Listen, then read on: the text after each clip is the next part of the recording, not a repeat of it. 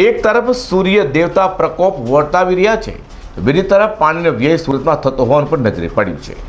પૂર્ણા કેનાલમાંથી પાણી રોડ પર ફરી વળતા લોકોમાં રોષ જોવા મળ્યો હતો અને ચારો તરફ હાલ પાણી જ જોવા મળ્યું હતું. સુરત સહિત રાજ્યભરમાં હાલ કાળઝાળ ગરમી પડી રહી છે અને સૂર્ય દેવતા પણ હાલ આગ ઓકી રહ્યા છે અને પ્રકોપ વર્તાવી રહ્યા છે.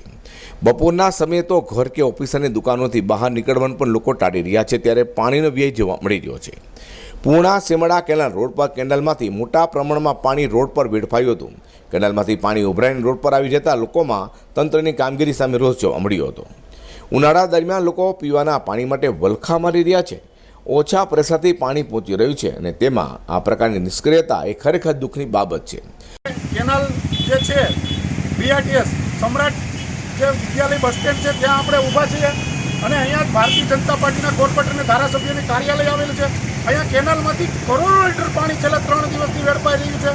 એક બાજુ ગુજરાતભરની અંદર જગતના તાત ખેડૂતને ખેતી માટે પાણી નથી મળતું, એ તો દૂરની વાત રહી, પણ લોકોને પીવાનું પાણી પણ નથી મળતું. ત્યારે અહીંયા કરોડો લીટર પાણી જ્યારે વેડફાઈ રહ્યું હોય ત્યારે આ તંત્ર અને સરકાર શું કરી રહી છે? કારણ કે ચૂંટાયેલા પ્રતિનિધિની પણ કાર્યાલય અહીંયા આ હોય અને એમની સામે જ આ જતું હોય તો આ જે સરકાર નહીં પણ આ બેદરકાર છે એવું હું કહીશ. અને તંત્ર ક્યારે જાગશે અને પાણી જે નીકળે છે ત્યારે આ વેડફાટ ક્યારે બંધ થશે એ પણ એક પ્રશ્ન છે. આવી રીતે પાણી ન વેડફાવવું જોઈએ. તંત્ર અને સરકારે જાગી અને આ કામગીરી કરવી જોઈએ અને તાત્કાલિક અમે જે તે લાગતા વળગતા છે એમને અમે કોન્ટેક્ટ પણ કર્યો છે અને પાણી જે વેડફાય છે એ વેડફાટ બંધ થવો જોઈએ. કારણ કે સતત 15 દિવસ સુધી આ કેનાલ ચાલુ રહેવાની છે. ત્યાં સુધી આ રીતે પાણી નીકળશે તો કરોડો લીટર પાણીનો બગાડ થશે.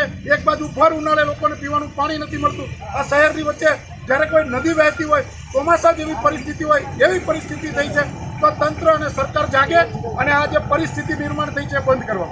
જોકે સિંચાઈ વિભાગના અધિકારીએ કહ્યું કે લોકો દ્વારા કેનાલમાં કચરો નાખવાને કારણે બ્લોકેજ થયો છે, તેને કારણે જ પાણી કેનાલમાંથી બહાર આવી રસ્તા પર વહી રહ્યું છે. અઝર કુર્સી સાથે પ્રકાશવાળા.